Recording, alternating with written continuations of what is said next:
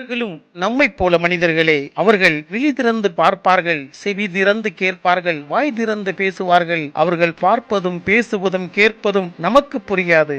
ஆனால் அவர்களை பைத்தியக்காரர் என்ற ஒற்றை வார்த்தையில் அடைத்துவிட்டு மெல்ல கடந்து செல்கின்றோம். மனநலம் குன்றிய அவர்கள் அவர்களின் உலகத்தில் வாழ்ந்து கொண்டிருக்கிறார்கள். ஆனால் நாம் நம் உலகத்தில் வாழ்வதாக நினைத்து கொண்டிருக்கிறோம். செவிக்கும் சிந்தைக்கும் உணவு தேவையற்ற அவர்களுக்கு விருந்தளித்து புத்தக திருவிழா அழைப்பு பணிதனை முன்னெடுத்து உள்ளனர் நெல்லை மாவட்ட சமூக ஊடக நண்பர்கள். நெல்லை மாவட்டம் வீரவநல்லூரில் இயங்கி வருகின்ற தூய டிம்பினா பெண்கள் மனநல காப்பகத்தில் உள்ள ஆதரவற்ற பெண்களுக்கு உணவு தயாரித்து பரிமாறி நேயங்களை கொண்டாடி கொண்டிருக்கின்றனர்.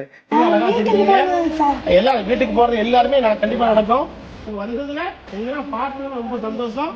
நிச்சயமா கடவுள் உங்க எல்லாரையும் சாதாரண வாழ்க்கை வாழக்கூடிய இடத்துக்கு வந்துருவேன். சரிங்களா? இப்ப நீங்க சந்தோஷமா இருக்கீங்க.